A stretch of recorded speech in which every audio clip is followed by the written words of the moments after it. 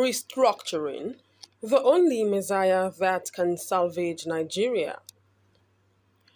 Any sincere observer who is passionate about Nigeria would have noticed that the richly endowed African country has, over the past decades, continuously deteriorated so much that it is now tipping off the edge of a precipice. A good look at the past shows that at some point, Nigeria held so many promises and potential. Sadly, today, those potentials have turned to become problems, and Nigerians have constantly seen themselves chasing messiahs who seem to have a hint about what to do about their ugly situation. Nigeria is presently being confronted by the worst period in her over 6 decade old history. Today, the country is dysfunctional, deeply divided, and faced with troubling schismatic tendencies. To be succinct, the once bubbling country is presently sitting on a ticking time bomb which will explode if efforts are not made to detonate it. The challenges are just too many, from kidnappings, banditry, corruption, decayed infrastructure, poor healthcare, to virtually every facet of our national existence. Nigeria, as presently constituted, is facing heavy blows on all fronts, and this has further moved Nigerians very high up the ladder of desperation. Many people have, as many times, ignorantly continued to heap the blames on whoever the president is. But is the problem only the president? The answer is surely a resounding no. Nigerians have somehow managed to reach convenient conclusions that once they change the president and luckily manage to ship in a messiah of some sort into Asurok, then they will go back to sleep and watch their problems disappear. The harsh truth, which a larger percentage of Nigerians have refused to get used to, is that Nigeria's problems are more of structure than that of personnel. A good look at the problems will show that the engine of the vehicle called Nigeria is completely knocked, and no matter how skillful the driver they manage to recruit is, he or she will never get the vehicle up and running because drivers are not trained to be mechanics. Most of the problems confronting Nigeria today go as far back as the defects which the country had at birth. The way Nigeria was cobbled together has always meant that the governance structure was always going to be flawed if mistakes were made at the center, which was the meeting point.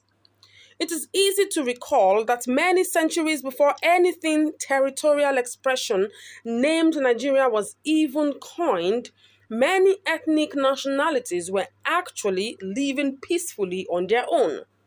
This, however, changed in the mid 1880s when a buccaneering British businessman named George Goldie invaded these nationalities with Maxim guns and bullied them into submission to an unholy marriage which was flawed from the beginning.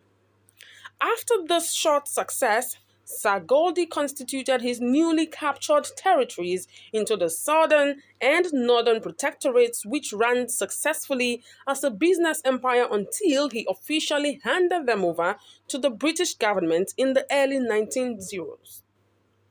On behalf of the British government, Frederick Lugard went on to amalgamate these protectorates to form a country in 1914 for administrative convenience. This marriage, from the beginning, was bound to have compatibility issues because there was no relationship and they never courted. It did not take time for the British government themselves to come to terms with this reality, and they started looking for ways to provide measures that could make the marriage a tad more understanding. A look at history books will show that in 1951, the British government withdrew the 1951 Macpherson Constitution, which it replaced with the Littleton Constitution in 1954 because it felt the former kept too many powers in the center rather than the regions. In 1960, after much struggle, The British government gave up administrative control of Nigeria to allow Nigerians to rule themselves, and it is not surprising that the leaders as at then understood what the issues were, which made them to resort to having strong regions and a weak but effective center. The remnants of the fault lines were still out to create more problems, and it did not take long for the military to react to them violently and, rather than clean the mess, damaged the fragile nation state further. Upon assumption of power, the military suspended the constitution, used the Unification Decree 33 to destroy the regions, concentrated the entire power in the center, and ultimately pushed every ethnic nationality to begin a fierce competition to always be in control of that powerful center. It is important to set these perspectives clear so people can fully have a grasp of where some of the problems originated from. Nigeria has not been the same again ever since the military struck, and to make matters worse, by the time the military were saying goodbye to the Aso Rock on their way back to their barracks, they imposed an evil constitution on the country, leaving the country with no opportunity to breathe. Nigeria has struggled to witness any serious growth since then, and Nigerians who are on the receiving end have continued to blame every leader in power whom they always expect to be a magician. Sadly, none of them is a Harry Potter. In the wake of 2023, many Nigerians are out again, towing the same path and seeking to replace the current Messiah, Muhammadu Buhari, with another Messiah. Many of them have continued to pay deaf ears to people who tell them that recruiting the best driver in the world without fixing the vehicle will not make the vehicle move.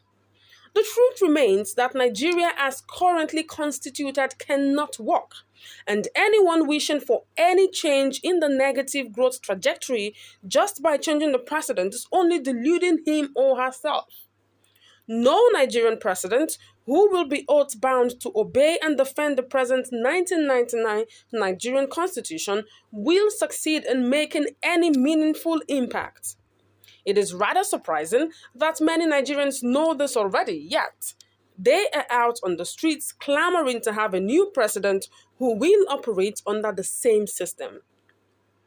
It is even more troubling that politicians who understand these obvious defects are promising Nigerians El Dorado if they win.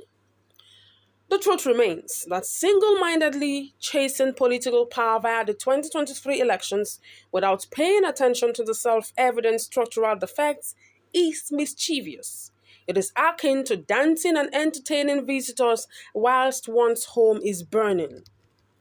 Jostling blindly for political power under exactly the same crippling unitary system that has left all the fault lines of the country bleeding profusely while pretending that all is well and the only change needed is to change the precedent is pure hatred of the truth, and such leaders should have their brains checked. It is even more absurd when some leaders even suggest constitutional amendments.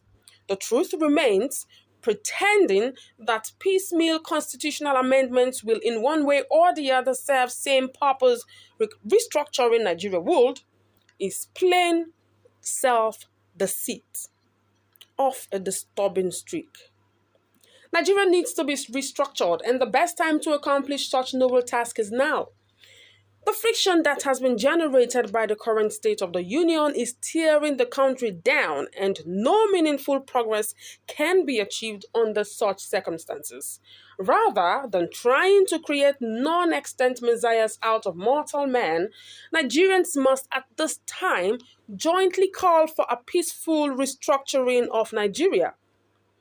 There are several templates that have been worked on but never implemented. There has been an Aburi Accord, there has been several constitutional conferences, there has been the 2014 National Confab, and above all, Nigerians can still be invited to a big table to renegotiate Nigeria's continued existence as a corporate entity. The only reason many politicians are still making promises to Nigerians about what they will do differently in office is because they have an unhealthy greed for power and they have a palpable disdain for the truth. Nigerians must not fall for it. The time to restructure Nigeria is now.